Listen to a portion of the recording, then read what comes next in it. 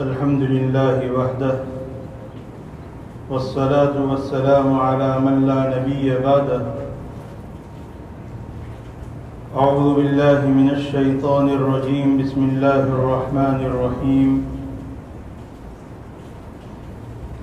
إن الذين قالوا ربنا الله ثم استقاموا تتنزل عليهم الملائكة ألا تخافوا ولا تحزنوا وأبشروا بالجنة التي كنتم توعدون نحن أولياؤكم في الحياة الدنيا وفي الآخرة ولكم فيها ما تشتهي أنفسكم ولكم فيها ما تدعون نزلا من غفور رحيم.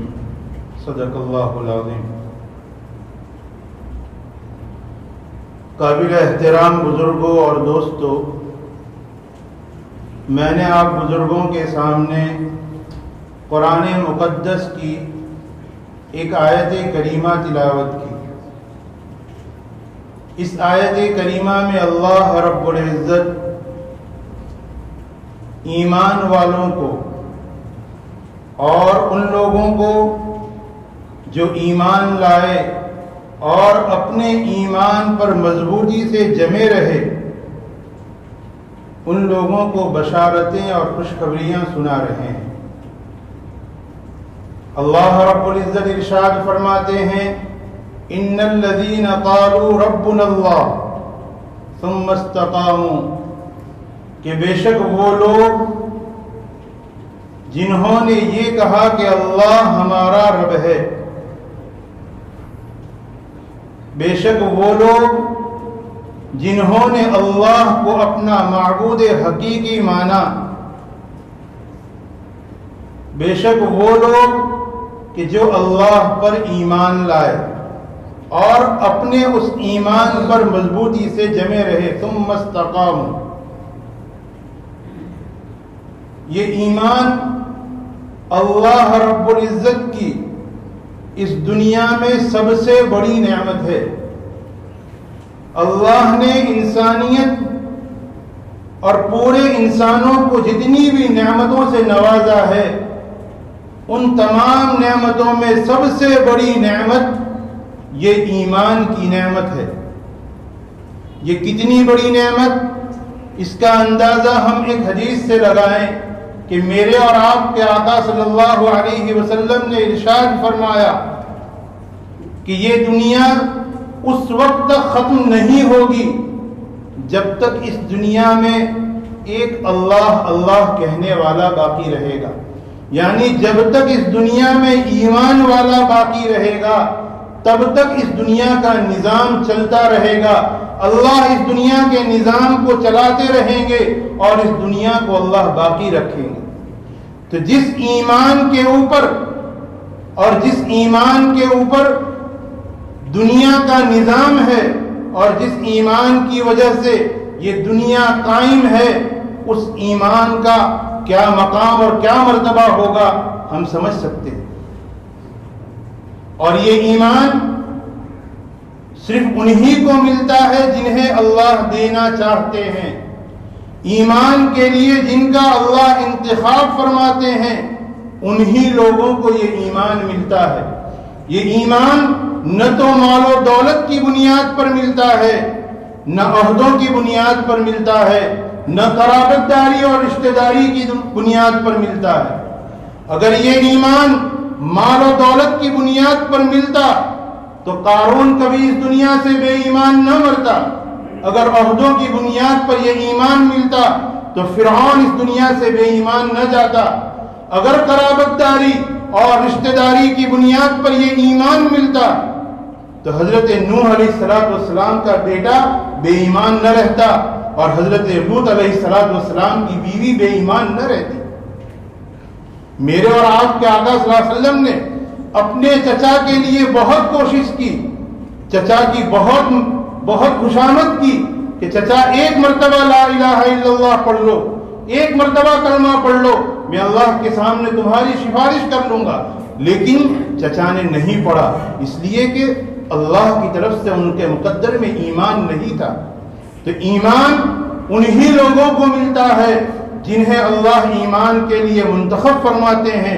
ہر کس و ناکس کو یہ ایمان کی نعمت اور یہ ایمان کی دولت نہیں ملتی ہے۔ لیکن چونکہ آج ہمیں ایمان بہت آسانی سے مل چکا ہے کہ ہمارے ماں باپ مسلمان ہیں اور ہم نے ایک مسلمان گھر میں جنم لیا، ہم ایک مسلمان گھرانے میں پیدا ہوئے، ہم نے دیکھا کہ ہمارے ماں باپ اللہ اور رسول کا کلمہ پڑھتے ہیں، ہم بھی ان کا کلمہ پڑھنے لگے، اتنی آسانی سے ہمیں ایمان مل چکا۔ اس وجہ سے آج یہ ایمان کی اہمیت اور ایمان کی قدر و منزلت جتنی ہمیں ہونی چاہیے اتنی ہمیں نہیں ہے۔ ورنہ ہم یہ ایمان کیا چیز ہے یہ ہم ان سے پوچھیں کہ جنہوں نے اس ایمان کے خاطر قربانیاں دی ہے، جنہوں نے اس ایمان کے خاطر تکلیفیں اور مشقتیں برداشت کی ہے۔ حضرت سلمان فارسی سے پوچھیں کہ ایمان کیا چیز ہے۔ حضرت سلمان فارسی رضی اللہ تعالیٰ عنہ کے متعلق آتا ہے کہ یہ ایک مجوسی خاندان سے تھے، آگ کی پوجا کرتے تھے، لیکن آگ کی پوجا کے ساتھ ساتھ ان کے دل میں حق کی تلاش تھی اور حق کی جستجو تھی۔ حق کی تلاش میں انہوں نے، واقعہ کافی لمبا ہے میں مختصر عرض کروں، حق کی تلاش میں انہوں نے گھر چھوڑا، اپنا ملک چھوڑا، اپنا وطن چھوڑا اور مختلف راہبوں کے پاس رہتے آخری جب راہب کے پاس یہ رہے اور اس راہب کا اس دنیا سے جانے کا وقت آیا تب انہوں نے پوچھا کہ میں اب کس کے پاس جاؤں۔ اس وقت اس راہب نے کہا کہ اب تو دنیا میں حق پر کوئی ایسا نہیں کہ میں جس کے پاس تمہیں بھیجوں، ہاں میں یہ مشورہ دیتا ہوں آپ عرب چلے جائیے کہ آخری نبی حضرت محمد صلی اللہ علیہ وسلم کے ظہور کا وقت قریب ہے، آپ چلے جائیے، آپ کو ہو سکتا ہے کہ ان سے ملاقات ہو جائے اور آپ کو جو ہے ان سے ایمان نصیب ہو جائے۔ وہاں سے نکلتے ہیں، اس راہب کے پاس سے نکل کر یہ غلام بنا لیے جاتے ہیں، کوئی غلام بنا کر کسی کو بیچتا ہے، وہ کسی اور کو بیچتا ہے، بیچتے خریدتے ایسے یہ مدینہ پہنچ جاتے ہیں اور مدینہ پہنچتے ہیں۔ اس آخری راہب نے انہیں 3 علامتیں بتلائی ہوتی ہے کہ آخری نبی جو ہوں گے ان کی 3 علامتیں ہیں۔ پہلی یہ کہ وہ صدقہ نہیں لیں گے، دوسری یہ کہ وہ ہدیہ قبول کریں گے اور ان کے 2 شانوں کے درمیان میں مہر نبوت ہے۔ یہ مدینہ المنورہ پہنچ گئے، یہودی کے غلام تھے، غلامی کی زندگی اختیار کر لی۔ ایک دن سنا کہ محمد عربی صلی اللہ علیہ وسلم مدینہ المنورہ میں تشریف لے آئے ہیں، آپ کی خدمت میں پہنچے، کچھ کھجوریں پیش کی کہ یہ صدقے کی کھجوریں ہیں۔ آپ نے وہ کھجوریں لے کر صحابہ کو دے دی اور فرمایا کہ ہم انبیاء صدقہ نہیں کھاتے ہیں۔ یہ پہلی علامت پوری ہوئی۔ دوسری علامت، دوسری مجلس میں پہنچے اور فرمایا کہ یہ کچھ کھجوریں ہیں، میں آپ کے لیے ہدیہ لایا ہوں۔ آپ علیہ السلام نے قبول فرما لیا، یہ دوسری علامت پوری ہو گئی۔ اور اب اس انتظار میں تھے کہ یہ تیسری نشانی بھی کہیں دیکھ لے۔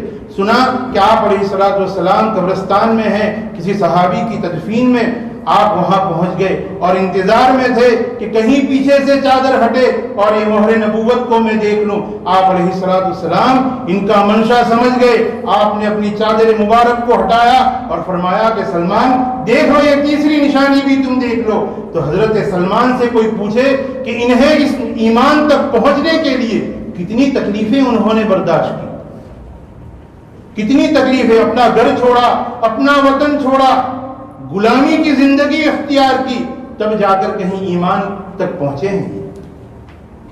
حضرت صہیب سے کوئی پوچھے، یہ ایک بڑے مالدار گھرانے کے صحابی ہیں، اتنے مالدار کہ اس زمانے میں ان کی مالداری کا اور ان کی خوبصورتی کا اور ان کی نفاست کا تذکرہ تھا، بڑے نفیس کپڑے پہنا کرتے تھے، اس زمانے کے 200 درہم کے جوڑے پہنا کرتے تھے، قیمتی خوشبوئیں استعمال کرتے تھے، لیکن جب ایمان لائے ماں باپ نے ساری چیزیں چھین لی اور گھر سے نکال دیا. آپ علیہ الصلوۃ والسلام کے آگے سے ایک مرتبہ گزرے, آپ نے دیکھا کہ ان کے بدن پر ایک معمولی سی چادر ہے اور اس میں بھی کچھ پیون لگے ہوئے ہیں, ایک پیون چمڑے کا ہے. آپ علیہ الصلوۃ والسلام آپ کی اس حالت کو دیکھ کر آپ کی آنکھوں میں آنسو بھرائے کہ یہی وہ صحابی ہیں کہ جن کا کبھی کچھ اور حال تھا اور آج ایمان کی وجہ سے یہ کتنی تکلیف اٹھا رہے ہیں. پوری زندگی غربت میں گزار دی انہوں نے, بلکہ جنگ احد میں جب ان کا یہ شہید ہوئے ہیں, تدفین کے وقت ان کے پاس صرف ایک چادر, اور وہ بھی اتنی چھوٹی چادر کہ اگر سر ڈھانپتے ہیں تو پیر کھلتا ہے اور پیر ڈھانپتے ہیں تو سر کھلتا ہے. تو ایمان تو ان لوگوں سے پوچھیں ہم کہ ایمان کیا چیز ہے. ان صحابہ نے اتنی تکلیفوں کے بعد اس ایمان کو حاصل کیا ہے, لیکن آج ہم نے, اللہ معاف کرے, بہت آسانی سے ہمیں ایمان ملا ہوا ہے. اس ایمان کی ہمیں کوئی قدر نہیں. ہم نے اس ایمان کا جیسا اس کا مقام تھا, جیسی یہ ایمان کی حیثیت تھی, اس حیثیت سے ہم نے اس کی قدر نہیں کی. اور آج ہماری یہ ناقدری, ایمان کی ناقدری, آج ہماری نسلوں کے مرتد ہونے کے دروازے پر آ کر کھڑی ہے کہ ہم نے جب خود ایمان کی حیثیت کو نہیں سمجھا, نہ ہم نے اپنی اولادوں کو ایمان کی حیثیت سمجھائی کہ ایمان کیا چیز ہے. ہم نے ضرورت تھی کہ ہم یہ سمجھتے, ہم اپنا ایمان اتنا پختہ کرتے, ہم اپنی اولادوں کا ایمان اتنا پختہ کرتے کہ دنیا کی کوئی بھی مصیبت اس ایمان کو نہ چھین سکتی اور دنیا کی کوئی بھی لالچ اس ایمان کو نہ چرا سکتی. لیکن آج حالات کیا ہیں, آج حالات کیا ہیں. ہم روزانہ سنتے ہیں کہ فلاں مسلم لڑکی فلاں کے ساتھ چلی گئی اور اس نے اپنا مذہب تبدیل کر لیا. یہ حالات کیوں ہیں؟ ذمہ داری ہم پر ہے. ہر ماں باپ اس کا ذمہ دار ہے کہ ماں باپ کو اس کی جو ذمہ داری تھی کہ اپنی اولاد کے اندر وہ ایمان پیدا کرے کہ دنیا کی کوئی طاقت اس ایمان کو ہلا نہ سکے, وہ طاقت ہم نے اپنے اولادوں میں نہیں پیدا کی ہے. اور اولادوں میں کیوں نہیں پیدا ہوئی؟ اس لیے کہ ہم نے اپنے اندر پیدا نہیں کی ہے. اگر ہم نے یہ ایمان کی طاقت اپنے اندر پیدا کی ہوتی تو ہماری زندگیوں سے اور ہمارے عمل سے ہماری اولادیں اس بات کو سمجھتی کہ ایمان اتنی قیمتی چیز ہے کہ اس ایمان کو کسی بھی قیمت پر چھوڑا نہیں جا سکتا. اس لیے فکر کرنے کی بات ہے یہ کہ آج ہماری اس بے توجہی کا نتیجہ کہاں جا کر پہنچا ہے, کہاں جا کر پہنچا ہے. ہم ہماری اولادوں کی فکر نہیں کرتے اور اللہ سب کی حفاظت فرمائے, لیکن کبھی اگر ایسے حالات پیش ہو جاتے ہیں تو پھر ماں باپ روتے پھرتے ہیں. ایک ایسے ہی باپ سے میری ملاقات ہوئی. اس باپ نے میرے سامنے رو دیا. اس نے کہا کہ میں بہت سی باتیں کہی, اس میں ایک بات یہ کہی کہ میں نے اپنا موبائل رات میں ہمیشہ بند کر کے سوتا تھا, لیکن آج جب سے اس کے یہاں ایسا حادثہ پیش ہوا, اس کی لڑکی کسی غیر کے ساتھ چلی. اس نے کہا جب سے میری لڑکی گئی ہے میں تب سے اپنا موبائل رات میں بھی شروع کرتا ہوں, رات میں بھی چالو رکھتا ہوں, اس امید پر کہیں میری بیٹی جو ہے میرے پاس واپس آ جائے. میں نے اس سے کہا کہ میرے بھائی, آج تو نے جو موبائل چالو رکھا ہے, اللہ کرتے کہ تو کل اپنی آنکھیں کھلی رکھتا تو تجھے یہ دن نہ دیکھنے پڑتے. اس لیے یہ ایمان جو اللہ نے ہمیں دیا ہے, اس ایمان کی اہمیت کو ہمیں خود کو سمجھنا چاہیے اور اپنی اولادوں کو سمجھانا چاہیے کہ کسی بھی حال میں اس ایمان کو نہیں چھوڑا جا سکتا, جس کو اللہ رب العزت آگے فرماتے ہیں ثم استقاموا, کہ پھر اپنے ایمان پر مضبوطی سے رہے. حالات کچھ بھی آ جائیں, انسان اپنے ایمان سے سودا نہ کرے.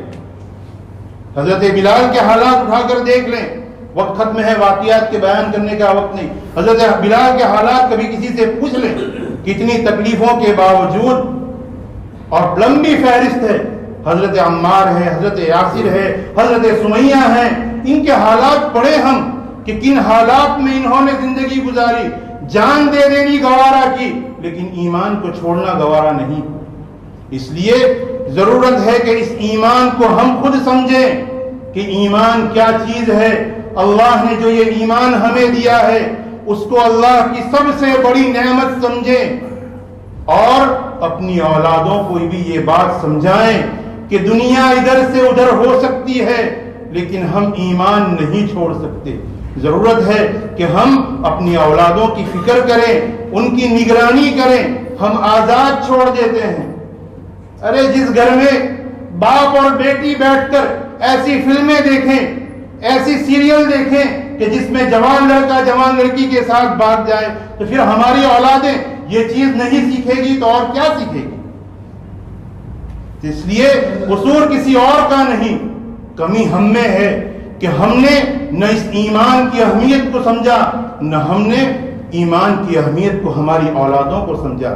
جہاں یہ ایمان اللہ کی بہت بڑی نعمت ہے, وہیں پر یہ ایمان بہت بڑی ذمہ داری ہے کہ ہم اس دنیا سے اس ایمان کو بچا کر اور سلامتی کے ساتھ لے جائیں.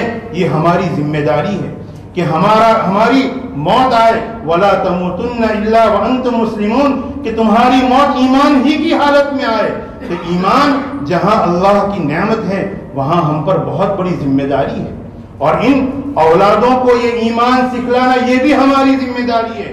کلکم راعٍ وکلکم مسئولون عن رعیتی, یہ ہمارے ماتحت ہیں, ان کے متعلق ہم سے کل قیامت میں پوچھا جائے گا کہ تم نے ان کی تربیت کیوں ایسی نہیں کی کہ اللہ اور رسول کو پہچاننے والے بنتے, اپنے ایمان پر مستقیم رہتے. اس لیے اللہ رب العزت نے یہ جو ایمان کی دولت دی ہے یہ بہت بڑی نعمت ہے. وقت ختم ہے, صرف آیت کا ترجمہ کر دوں, اب مزید بات کی گنجائش نہیں. کہ اس آیت میں ایسے ایمان والوں کے لیے کہ جو ایمان لائے اور مضبوطی سے اپنے ایمان پر جمے رہے, ان لوگوں کو اللہ رب العزت بشارت سنا رہے ہیں. ان الذین قالوا ربنا اللہ ثم استقاموا, کہ وہ لوگ جو ایمان لائے اور اپنے ایمان پر جمے رہے. تتنزل علیہم الملائکہ, ان کے موت کے وقت فرشتے ان پر اترتے ہیں اور فرشتے کہتے ہیں تتنزل علیہم الملائکہ اللہ تخافوا ولا تحزنوا, کہ تم آخرت سے ڈرو بھی مت اور دنیا کے چھوڑنے پر غم بھی مت کرو. وابشروا بالجنۃ التي كنتم توعدون, اور جس جنت کا تم سے وعدہ کیا ہے اس جنت کی تم بشارت حاصل کرو. نحن اولیاؤکم فی الحیات الدنیا وفی الآخرہ, ہم تو تمہارے دوست ہیں دنیاوی زندگی میں بھی اور آخرت میں بھی. نحن اولیاؤکم فی الحیات الدنیا وفی الآخرہ ولکم فیہا ما تشتہی انفسکم ولکم فیہا ما تدعون, اور جس جنت کا تم سے وعدہ کیا جاتا ہے اس جنت میں جو تم چاہو گے وہ تمہیں ملے گا اور جو تم مانگو گے وہ بھی تمہیں ملے گا. نزلا من غفور الرحیم, یہ تمہارے لیے جنت میں مہمانی ہوگی مغفرت والے رب کی طرف سے.